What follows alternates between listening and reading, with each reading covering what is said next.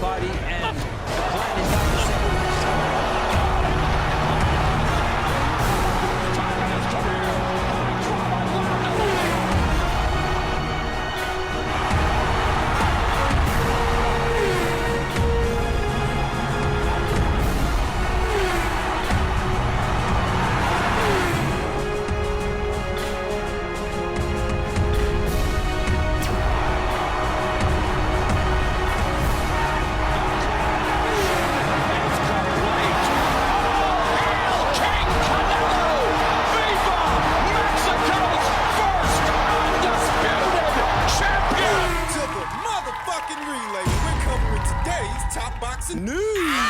Okay, we'll start with this. It appears that the IBF World Championships Committee has issued out an order for Ebony Bridges to defend her title against Shannon O'Connell.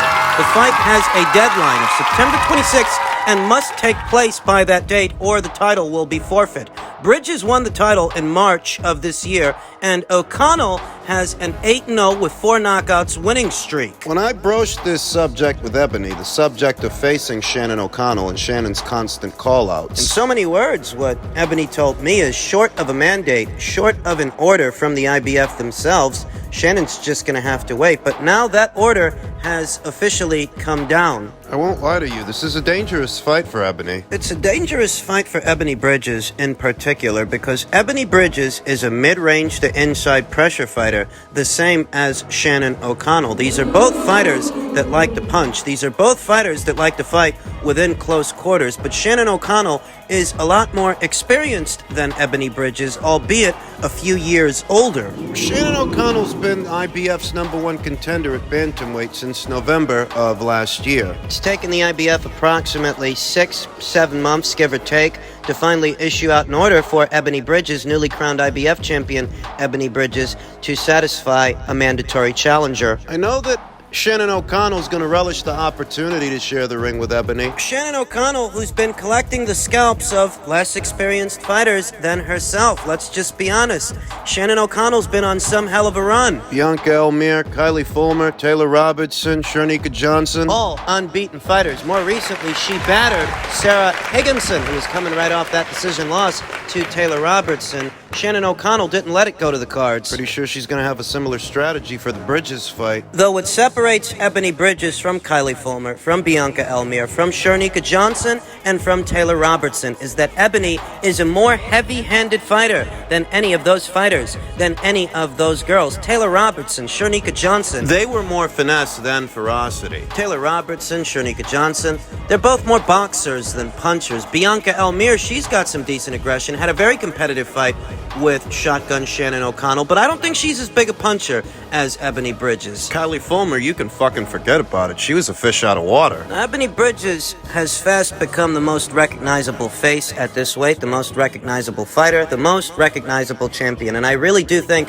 everyone in this division has indirectly benefited from the attention that she has brought to it, working on her brand tirelessly. But in the next couple of weeks, next month or so, she's going to have to put off working on her brand and focus on her boxing. Not saying that she hasn't already. She has enlisted the aid of veteran trainer Mark Tibbs. While she is coming off a career-best win over a very experienced fighter, very experienced champion, long-reigning champion in Maria Cecilia Roman of Argentina, there is more work needs doing because for experienced as Maria Cecilia Roman was as a champion, she's not the puncher that Shannon O'Connell is. There's one thing I will say, Shannon O'Connell's got more power than anybody Ebony's fought so far. So it's not all doom and gloom. The saving grace, the silver lining, is that Shannon O'Connell, as formidable and heavy-handed as she might be, she has been stopped before, at least 2 times. Way back when, in 2014, by Deanna Prozac. And more recently, in 2017, by Helen Joseph, in what was a super bantamweight contest. Helen Joseph chinned her in the second round, put Shannon O'Connell to sleep. Off a left hook, mid-range to inside. And it just so happens that mid-range to inside, that's Ebony Bridges' sweet spot, where she gets off those looping right hands, those uppercuts, and those left hooks. I'd wager if Ebony Bridges can get through with a left hook the same way that Helen Joseph did, that might be her saving grace. That might be the silver lining in all of this, because the longer the fight goes on, the more it favors the more experienced fighter with more rounds in the bank, the more it favors Shannon O'Connell. Ebony Bridges isn't a statuesque bantamweight. She doesn't take up a whole lot of space. She's a shorter, stumpier bantamweight that comes in at a slight crouch, bobbing and weaving, slipping and hooking. Shannon O'Connell is the same fighter that once said she wouldn't use Ebony Bridges for sparring. She scoffed at the idea that she should take her seriously as a fighter. She shouldn't make the mistake of underestimating Ebony Bridges in this fight, because Ebony Bridges, if you've been watching her, is a heavy-handed puncher. She is a heavy-handed fighter, and if she can connect with a left hook on Shannon the same way that Helen Joseph connected with a left hook on Shannon, Shannon might hit the deck, because she's not getting any younger. She's formidable, she's experienced, and she's dangerous, but she's only human, and she has been stopped 2 times before. Ebony Bridges is the younger and fresher fighter. There's a slight height differential between them. Shannon O'Connell will be the slightly taller, more wiry fighter with the longer levers. She may have to punch down to hit Ebony Bridges, giving Ebony the opportunity to get off that looping right. Ebony's got to keep those hands high to protect herself from any oncoming fire, bobbing and weaving. Getting under any sweeping hooks from Shannon O'Connell. Bring over big hooks, big bombs, because I reiterate, the longer this fight goes on, the more it favors the more experienced fighter with more rounds in the bank, and that's Shannon O'Connell. The left hook and the uppercut are money punches for Ebony Bridges in this fight. I don't think Ebony Bridges was too keen on giving Shannon O'Connell this opportunity, but both Shannon O'Connell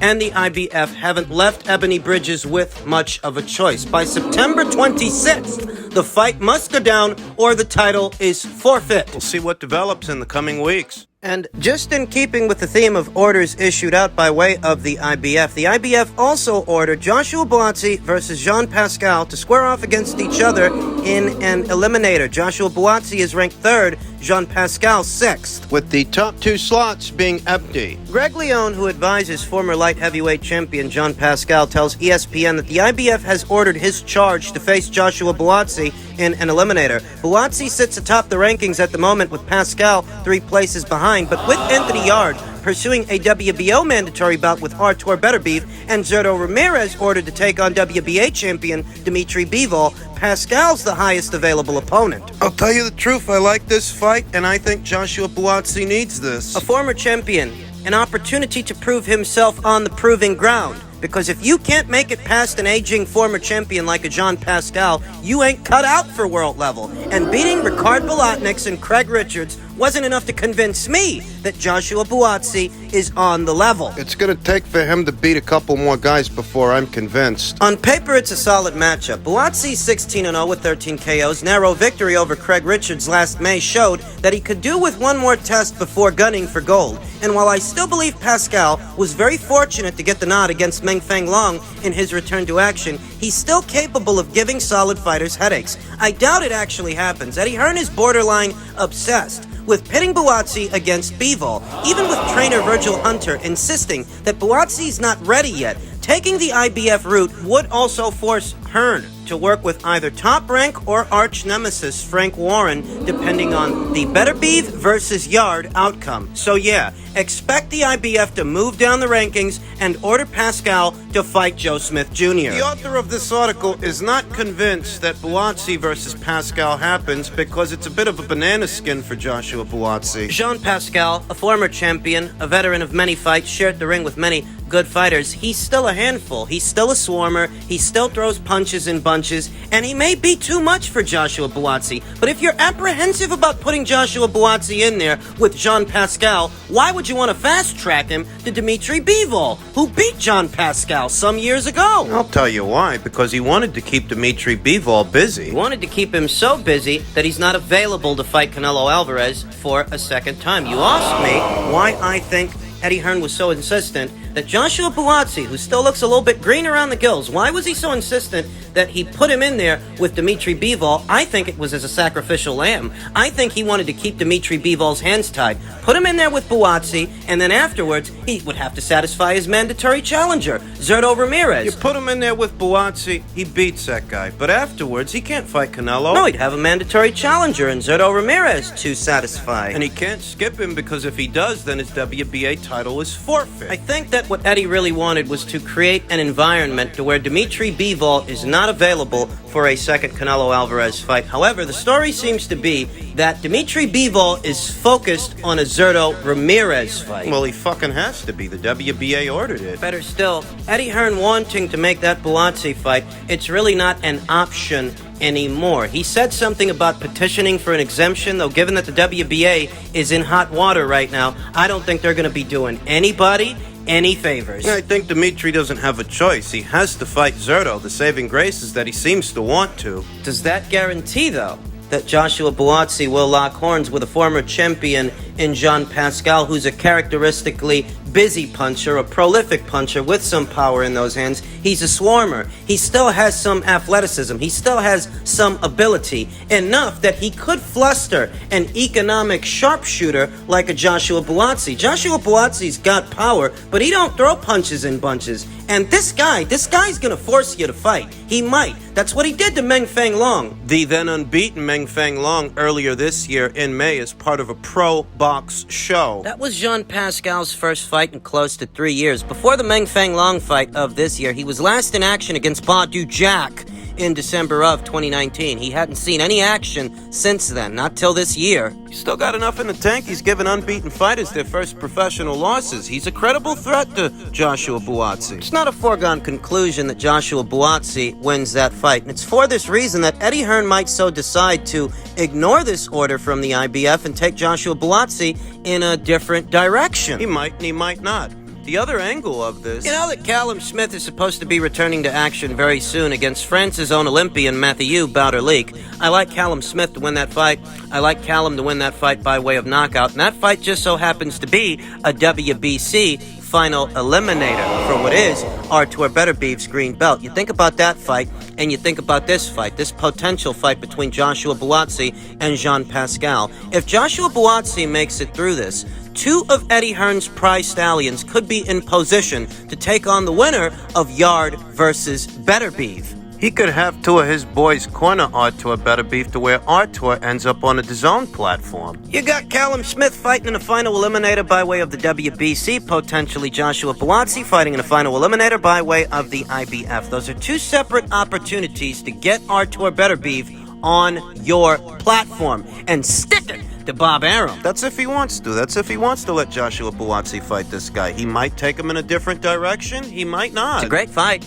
It's intriguing. It's a tough fight. It is, even on paper. The fact that Jean Pascal's base style doesn't do Joshua Buatsi's base style any favors. On one end, you have a prolific puncher, a busy swarmer, and on the other hand, you have an economic sharpshooter, a guy that goes for efficiency and accuracy as opposed to volume. One guy's a lot more experienced than the other. And Jean Pascal's tough, you know. He's been stopped 2 times in his career, but both times were at the hands of the same guy, Sergey Kovalev. A prime Sergey Kovalev. And pardon me for saying so, but I don't think Joshua Buatsi's the equivalent of that here and now. This guy's gonna force you to fight. Eddie Hearn has the option of abiding by this order by way of the IBF.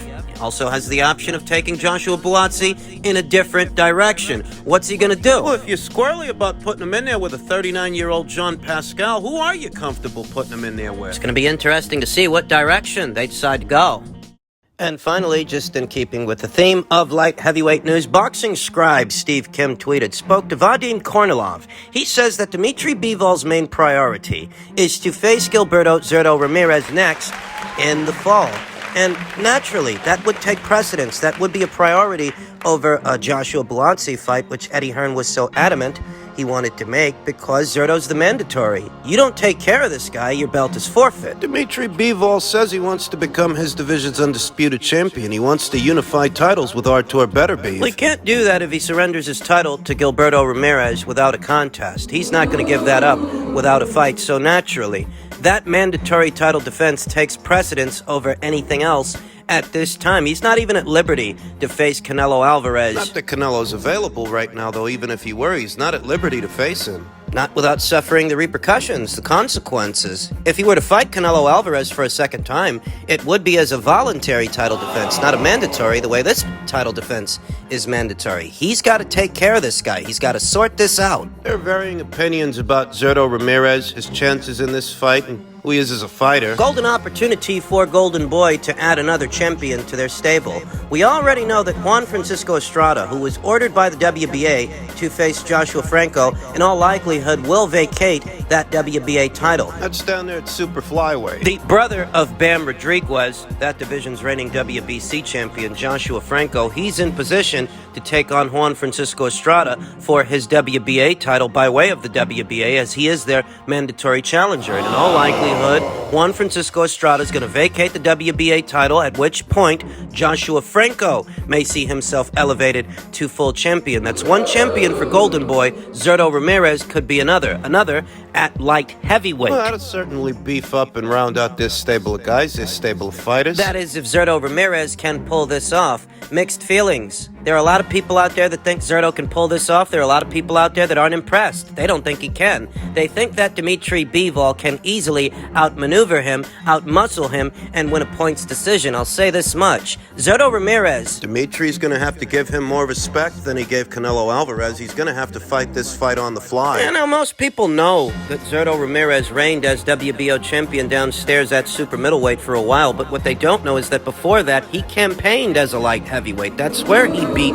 Maxim Vlasov. The same Maxim Vlasov that gave Joe Smith Jr. a hard time. The same Maxim Vlasov that a lot of people think unofficially beat Joe Smith Jr. Before Zurdo Ramirez became the super middleweight division's WBO champion, he campaigned as a light heavyweight. He is, in fact, a naturally bigger, much bigger fighter than Canelo Alvarez. And even though he's not the same boxer that Canelo Alvarez is, far from accomplished. He's still a much bigger guy, and size matters. Size counts. Don't let anybody tell you different. Dmitry Bivol may not get the same respect from Zurdo that he got from the naturally smaller Canelo Alvarez, so he's going to have to stick and move, fight on the fly, time his punches. He's got to be a moving target the whole fight, because what Zurdo wants is to plant those feet and let the hooks go. Zurdo's best punches are his bent arm punches, his hooks mid-range to inside, as he is a mid-range to inside pressure fighter. So as long as you're moving, you're keeping that guy out of his sweet spot to where he can't set his feet and draw power from the ground up. Dmitry Bivol